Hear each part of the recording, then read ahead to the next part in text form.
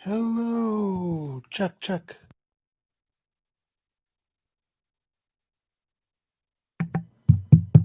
Hello. Hello. I can't tell if this is working. I have a new setup. I don't know if this works. Someone needs to tell me, and no one's here.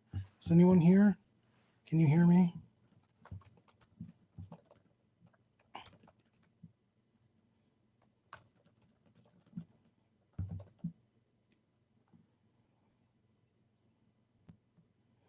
Hello. It seems like it's not working.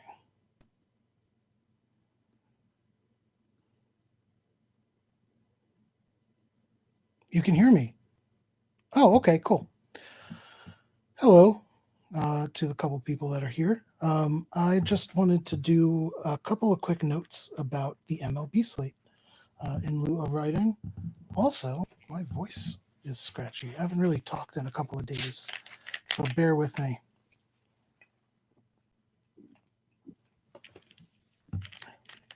Ooh, the bubbles. Okay, so 2-game slate tonight. I just wanted to talk about it real quick, give some of my analysis, talk about the. You know what? I'm gonna post something to Twitter real quick because I want to do one thing in this, and that is go over my projections and explain what everything means to people really quickly. It's kind of like a primer. So I need to find that link that I just sent. Thank you for your patience. Please bear with me. I will be getting down to the analysis portion of this momentarily. For some reason, my internet is shitting itself, even though I'm the only one in this house and there's literally nothing else going on. It won't even load the Twitter. Okay, well, that's fun. Let's try something else. Again, please bear with me, folks. I am going to do my best. Yeah, it says Twitter can't handle this request. I don't understand why it can't handle this request. What the hell does that even mean? Twitter can't handle this request. Hey, Ethan. So, I'm trying to post something on Twitter here.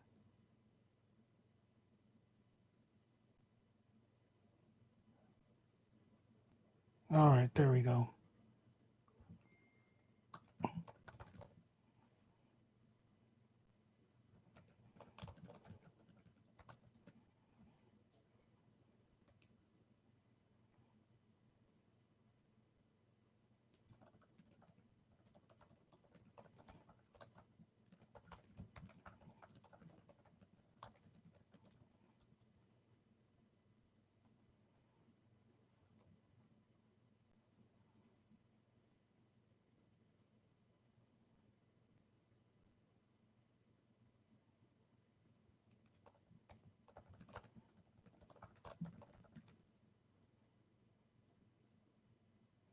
Okay. Why is it trying to send it as a private message? Oh my God, I'm going to flip my shit out. Thank you. Okay. I do not like technology like this, and it is not something that does well with me. Okay. It is. I mean, we just got a huge. I'm by Washington. We got a huge storm here, but it's gonna be fine.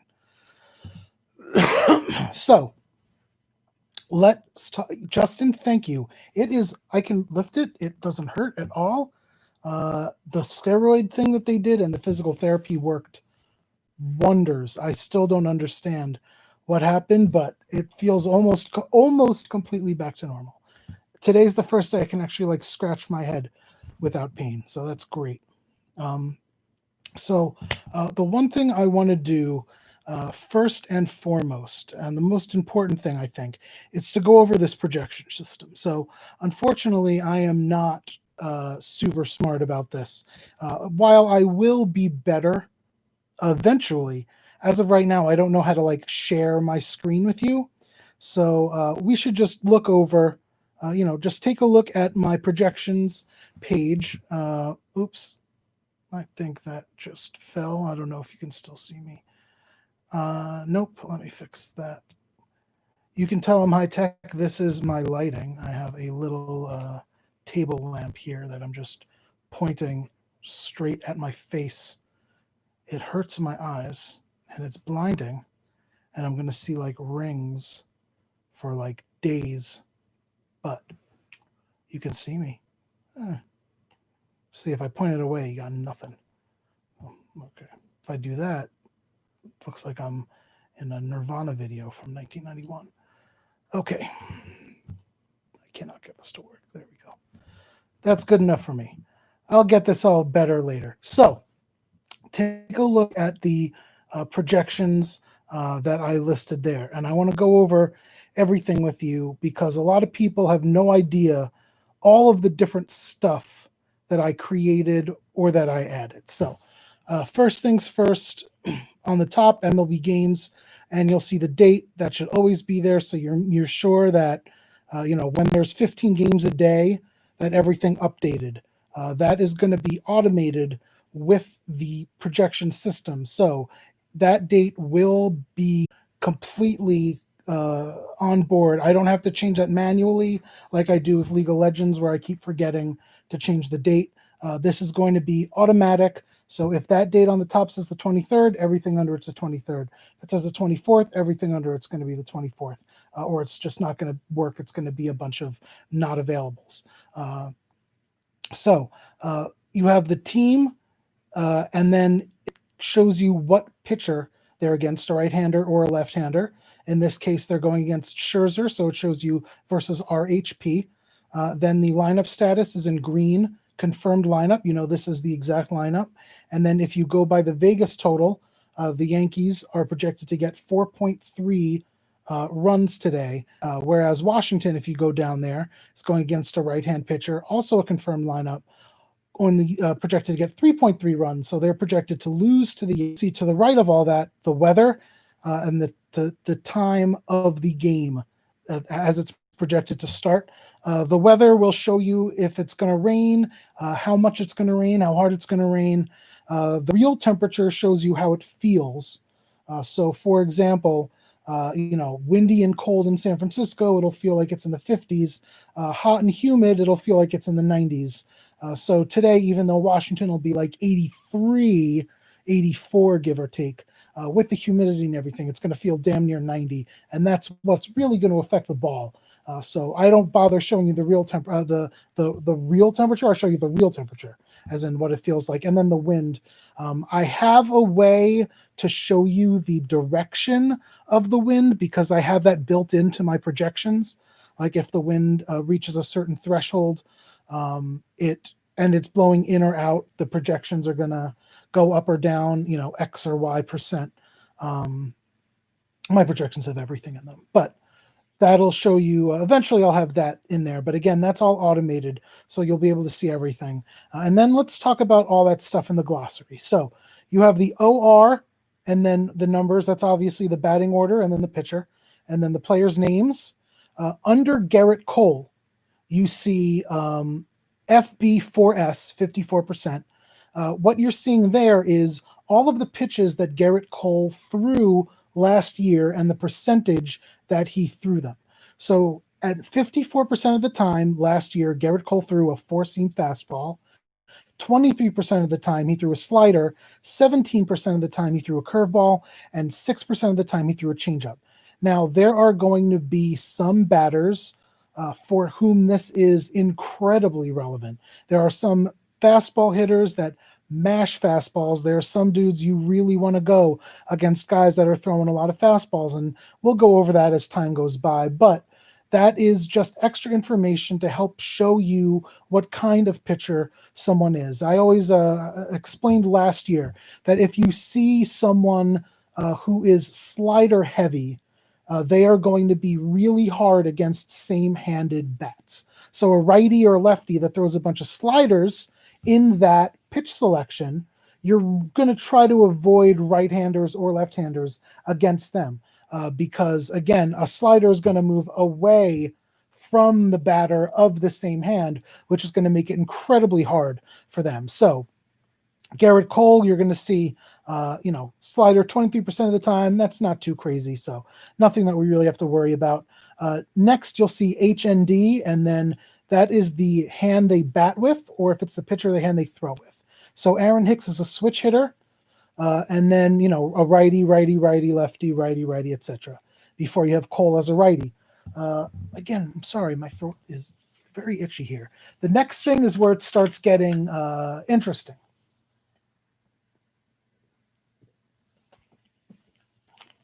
Again, I'm so sorry. I wasn't expecting my throat to be so scratchy. Is the splits. So the splits is something that people ask me about all the time. And if you don't know baseball, it's easy to not understand what I'm talking about here. But it's really, really important, because this is, as far as I'm concerned, one of the, if not the most important single factor in terms of determining individual batters and who is going to have an advantage and who's more likely than not to hit like a home run that day or do exceptionally well that day. So you'll see there, LHB for Aaron Hicks, because he's a switch hitter. If it was a 0, that would mean that he doesn't show any favorable or any favoritism towards one side of the plate. But the LHB means that he is a better, left-handed batter. A switch hitter is only going to bat left-handed against a righty, which means Aaron Hicks is going to be better against righties than lefties. Not extremely, because, again, there's another ELHB tier there. But in order for me to do this, I literally went through every single Major League Baseball player and looked at their last 3 years and their career numbers in terms of splits and how they performed against righties and lefties, and then did analysis and then put together a list. And I updated every 6 months. Again, I go through every single batter and determine if their splits have stayed the same or if they've changed, maybe because they got older, because they've changed their approach at the plate. But as of the end of 2019, that's what you get. Now, what you may not understand is why some are reverse and some are normal. A normal split in baseball is when a right-handed batter is better against a left-handed pitcher. So a normal split is when you're better against the opposite hand.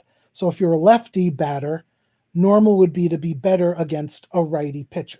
So vice versa with pitchers, a righty pitcher is going to be better against righty batters normally. So if you're looking at someone with normal splits for a righty batter, you're going to have someone who's much better against the lefties.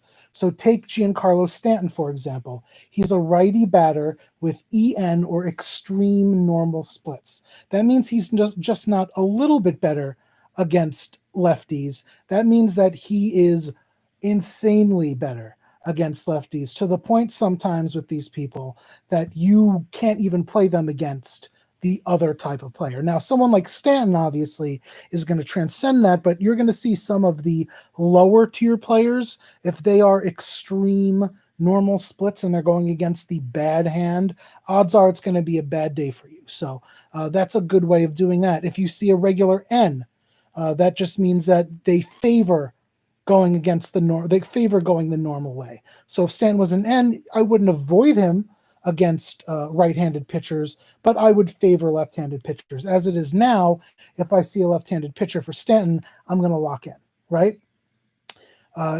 You could see the O there for Gary Sanchez. That means, like I said, he doesn't show favoritism one way or the other. And then you have the R, which is reverse splits, and an ER, as you see for Giovanni Urshela. The R is someone with reverse splits. So like I said before, Aaron Judge is a righty. That means he should be better against lefty pitchers. The reverse of that would be if he's better against righty pitchers. And that's what he is. He shows reverse splits is the terminology, which means that Aaron Judge is slightly better against righty pitchers. Now, Max Scherzer is a righty pitcher, which means Aaron Judge would project to do better against Max Scherzer as a righty than if an identical Max Scherzer was a lefty pitcher. Okay, I hope that's clear. And if it's ER like Giovanni Urshela, then just like Stanton, that's pushed further to the extreme.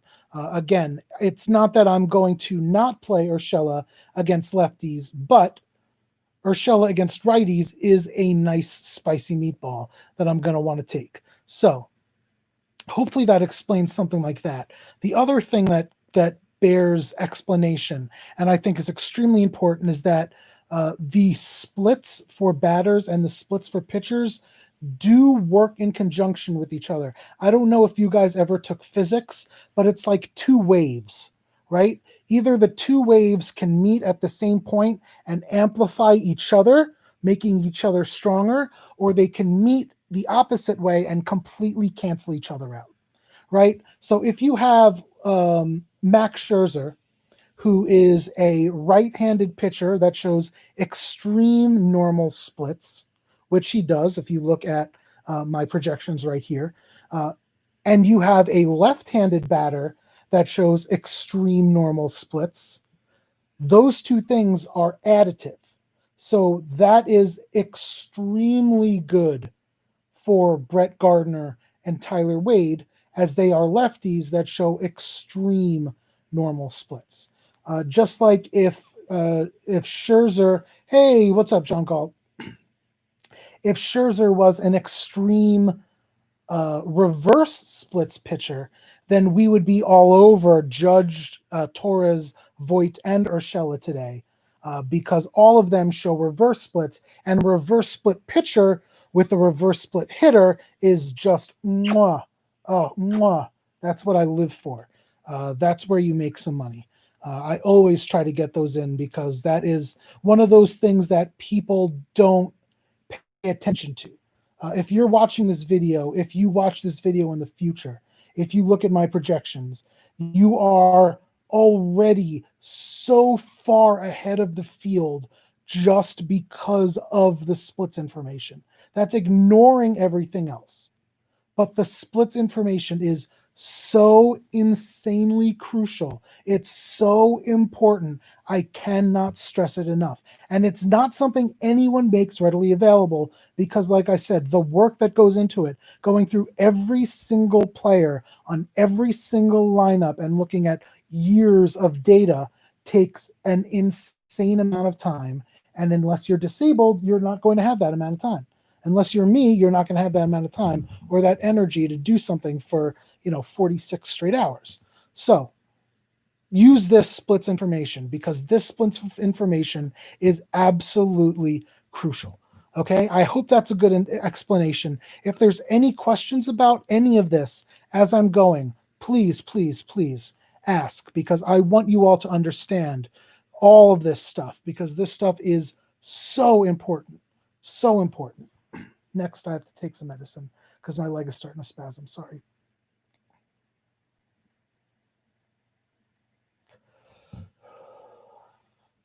All right, next up is BR, which is something that I basically just call bathrobe rating, which is a stat I invented.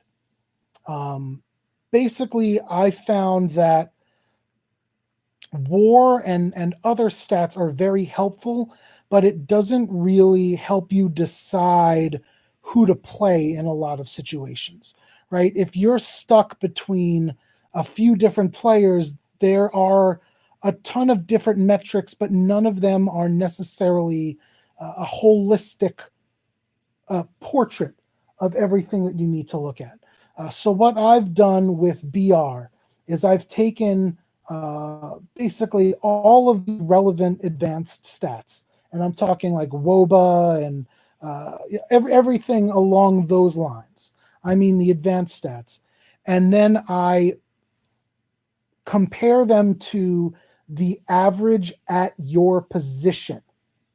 So I'm not looking at how you're doing. You're not getting points per everything you do.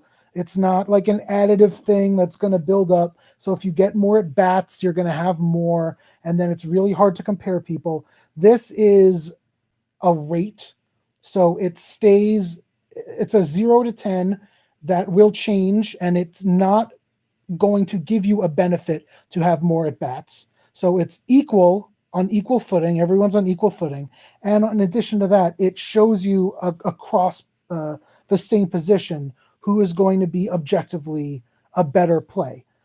Again, you have to look at this in conjunction with things like splits and environment and weather conditions and everything like that. But it is a very clear way of, if you're deciding between 2 or 3 second basemen and you have one choice left and you have your stack and you're just looking at a couple of guys and you don't know who to look at the BR, because the BR is going to tell you, oh, this guy is a 7.3 and that guy's a 5.2. Well, that's not even close.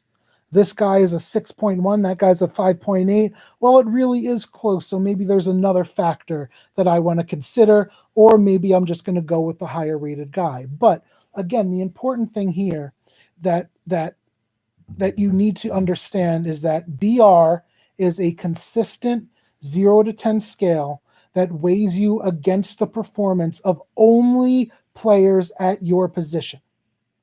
So if you are a shortstop, you are not weighed against outfielders offensively. If you are a catcher, you are not weighed against first baseman and third baseman offensively. You are weighed against other catchers. So you can see with a greater ease who excels at what position. So again, when you're trying to build a stack and you're trying to decide, like, do I want the Dodgers catcher or the Yankees catcher today when I'm building these stacks? Do I want to go with the third baseman here or the third baseman here? And you really don't know where to go from there, besides looking at a projection that you may not understand the reason behind. BR rating is the reason behind it. So everything that you need to analyze future results based on past performance, all of the most important statistics, I built several formula to mesh them together and then output a 0 to 10 scale that shows you how well someone is at their position. So Tyler Wade is a 4.2. He's not very good. Gary Sanchez, 7.4. He is a fantastic catcher. Compared to Kurt Suzuki, 6.5. Not good, Kurt Suzuki. Compared to Austin Barnes, who should be going for LA, a 4.0. Not very good for Austin Barnes. Tyler Heineman has a very small sample size, but in that sample size, he's done fantastically well. Unfortunately, we don't know if he's playing. He's going to be batting at the bottom of the order, and he's going to be going against Kershaw, which isn't necessarily the most ideal of situations in like 50 degree. It's not going to be 50, 70. I thought it was going to be in the 50s. Maybe that's tomorrow. But anyway, I hope, again, that gives you some kind of explanation of what BR is. It's an objective way of looking at how you expect someone to do on completely even footing. Has nothing to do with the day, with the environment, with the weather. The only thing it looks at is important statistics and gives you an objective number compared to how other people at that position do. So you want to know how someone does compared to the average catcher? Look at BR. You want to know which third baseman is a better play or is a better offensive player? Look at BR. You want to know which pitcher is a better pitcher? Look at BR, because all of that is built in. And that is, again, I can't stress it enough, not as important as splits as far as I'm concerned, but the second thing that I look at when I'm building, because, man, that is important. Really, really important. Okay, next up, you see basically the stuff that you expect: DK position, the DK salary, their DKP, which is the projected points, and then the value that you get. All of these are great. The same thing for FanDuel, same thing for Yahoo, and they're all color-coded. And then the BR to dollar rating, which is another unique way of looking at it. Hey, Colin. The Darren Ruff category is wonky because Darren Ruff has not played in the major league since 2016, excuse me. And my back analysis, my back statistics only start accounting for 2017. Last year I used 2016, but I don't want to go to 2016 this year. So I start 2017 to 2019, and then we add 2020 as the numbers come in. So Darren Ruff doesn't have any statistics on him, so I can go back and look and give an estimate of what I would expect him to get. But he was not added to the FanDuel. That's funny. I don't know about that, Colin. I wouldn't really necessarily trust Darren Ruff if he is playing. I assume he is. I wouldn't necessarily through going around the world to play baseball and finally getting back because of COVID. I hope he does. I really do. I hope he does. So the BR per dollar rating is a unique way of showing, again, instead of a value rating, it's like value but for BR because it's a completely different metric. So it looks at, someone who is really cheap but has a really high BR rating, you're going to see green. Someone who's really who has a really low BR rating and is really expensive is going to be in the pink. And the brighter the pink, the worse, the brighter the green, the better. And you're going to see that through the year when we start adding hot and cold batters and everything else. So if there are no other questions, I think that explains everything. And I'm just going to take a quick over who I like tonight before I get back to work.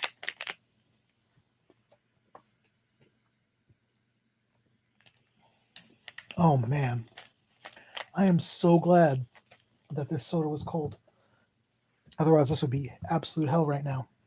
Okay, so as I said before, the most important thing for me is splits, right? So when I'm looking, so you see, looking at it, you have Kershaw, Scherzer, Cole, who are three of the best pitchers in baseball, though Kershaw fell off a little last year. And then Johnny Cueto, who is human and pitches baseball in the major leagues. So good for him. But you can see, the 10 BR rating for Scherzer and Cole is not a joke. Kershaw had been 10 the year previous, but again, a little more mediocre, a 6.8 last year, but still above average. Johnny Cueto's a 3.2. He has one of the, if not the lowest BR rating of any player tonight. So what that tells me is I'm going to want to go pretty hard on the LA bats. So for me, then I look at the splits. I see Johnny Cueto isn't going to add anything to it, right? So that means that, I'm not going to get any additive effect of a left-handed batter with extreme normal splits, but I do want to target those first, or right-handed batters with extreme reverse splits. Now, lucky for LA, there are 3 people right now that fit that bill. Mookie Betts, who should be leading off, is a right-handed batter with extreme reverse splits. So Mookie Betts against a righty is gold. And again, most people reflexively only play righties against lefties and vice versa. So knowing that Mookie Betts is better against righties and that you can target righties with him will give you a huge edge this year, just as knowing all of this will give you a huge edge. So Mookie Betts and Jock Peterson, a lefty with extreme normal splits, all of these guys, I'm going to try to make sure I get in my lineup first and foremost. In addition, I'm going to look at picking other places, right? Like I said, the Kershaw, Scherzer, Cole trifecta of pitchers, the 3 out of 4 guys there aren't 3 guys that I really want to fuck with. Pardon my French. I'm not really gung-ho about stacking against them. I'm not looking to try to punish them because that's just not the quality of pitcher that they are. you'll have a few games like that every year, but you can't count on it, and you shouldn't bet on it unless you want to consistently lose money, because you will, consistently lose money. So I'm going to look for diamonds in the rough. I know I want to get 5 LA bats on DraftKings, or the maximum amount of Dodgers bats as I can on whatever site you're playing. But then there are a couple guys that should make for really interesting picks. For example, on San Francisco, Mike Yastremski. Again, a lefty with extreme reverse splits. So a lefty who's significantly better against lefties, which is what Clayton Kershaw is. I really like that. Darren Ruff, if you want to go with him for 3K, I don't think it's crazy. I don't know if I'm going to go there. I don't know if I'm going to have the room in the first base or the outfield with everybody else, but it's not crazy. Hunter Pence he always looks like he just learned how to play baseball like that day. But for some reason, that dude mashes lefties just the same, no matter how difficult they are. So even though Kershaw has moved to become more of a slider pitcher than a fastball curveball pitcher, which would mean he should be tougher against lefties. He doesn't show normal splits. He doesn't show normal splits at all, meaning I have no problem going with Yastremski here. I really don't. So I don't mind taking a flyer there. I don't mind taking a flyer on Wilmer Flores, the lefty killer for the Mets. You can remember him hitting a couple home runs against Clayton Kershaw in the playoffs and over the last couple of years in big spots. There are a couple people on the Giants that I really don't mind. And this is going to go in conjunction with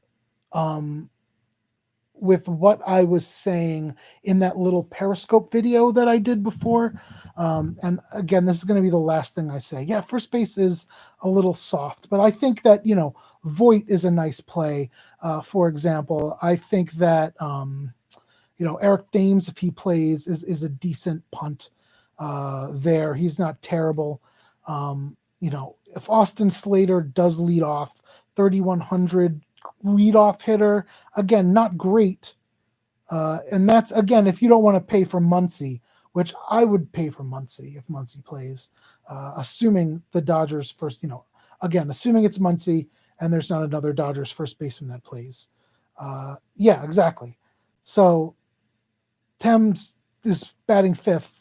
I keep forgetting these are confirmed and the bottom 2 are not confirmed. So Thames, not crazy. A lefty going against Garrett Cole, maybe he starts the season off hot like he did a couple years ago. But I think that the one point that I want to make, on DraftKings, don't play for the win with pitchers. Play for the strikeout. This is going to win you money this year. That means tonight you're going to see a lot of Scherzer, Kershaw lineups, a lot of Cole, Kershaw lineups, and a lot of both of those guys with Cueto. What you're going to see a surprisingly low amount of, not none, but a surprisingly low amount of, you're going to see a surprisingly low amount of Cole, Scherzer lineups. And that, I'm playing the 3 lineups in the 3, the no risk thing. All 3 of my lineups right now, and this will probably change, I'll go one with something else, but all 3 of my lineups right now are Cole, Scherzer, because I think Cole and Scherzer outscore everybody else. I think Cole and Scherzer are going to do better than everybody else, get more strikeouts than everybody else, which means that when I'm looking at bats, I don't mind going predominantly for the San Francisco LA game. I think Kershaw's going to do poorly? No. Do I think he's going to do as well as Scherzer, Cole, or have the strikeout upside that they have? I don't know about that. I really don't know about that. So I think the best strategy tonight, and the one that I think will help you separate yourself from the pack, is to go Cole, Scherzer, and then load up on the bats from the second game. Because a lot of people think if you can't get the win, it's not worth it. But just plus 2 strikeouts from Scherzer or Cole is going to more than make up the difference for that. And if Kershaw doesn't equal their strikeout total, other than that, then they're just going to take a huge leap over that. Hey, J. Dot, how's it going? I hope that gives you guys some clue as to how I'm attacking this slate today. I hope it gives you a really good idea of what my projections mean, what all those numbers mean, what the letters mean, what the abbreviations and the statistics I invented, all that stuff, because there's a lot in there. I pack a lot in there. I really do. But everything that's there is important. Everything that's there was either developed because it was needed and it wasn't anywhere, or is there because no one else was putting it there. So, hey, what's going on, sports? I'm wrapping up, but I'm happy that I got to do a video about baseball for the first time. God knows how long. So thank you all for joining me. If you didn't catch the beginning, please go back and check out my explanation as to what the splits mean, what BR means, what my statistic means, how to use them, and everything else, because that is really, and again, I can't stress this enough, and I hope this doesn't sound arrogant, but it's really going to help you win money this year. You cannot count on baseball because Mike Trout is going to go 0 for 4 a lot of times. You understand what I mean by that? Like, the best player maybe in baseball history, one of, is going to have a lot of games where he gives you 0 fantasy points. And that's normal. That's normal, right? And that's going to happen with every player, every game for all 60 days or 60 games. So what you're going to have is a ton of variance, but what this will help you see is the overarching patterns and the way things normally are, so that you can plan for that in ways that other people don't. So again, looking at the splits, looking at Mookie Betts against a righty is just one of those things. Those are edges that, I'm not saying people aren't going to play Mookie Betts, but if there are 4 or 5 Dodger lefties in the lineup today, you're going to see a lot of lineups that just have those 4 lefties in them, because that's how people play. So, pay attention to that kind of stuff. Learn what everything means. If you have any questions, hit me up. I hope to do this tomorrow. I hope to do this every day, but I'm going to do what I can. I love you all. Thank you all, really, for everything, all the time. And I will see you guys tomorrow. Best of luck tonight.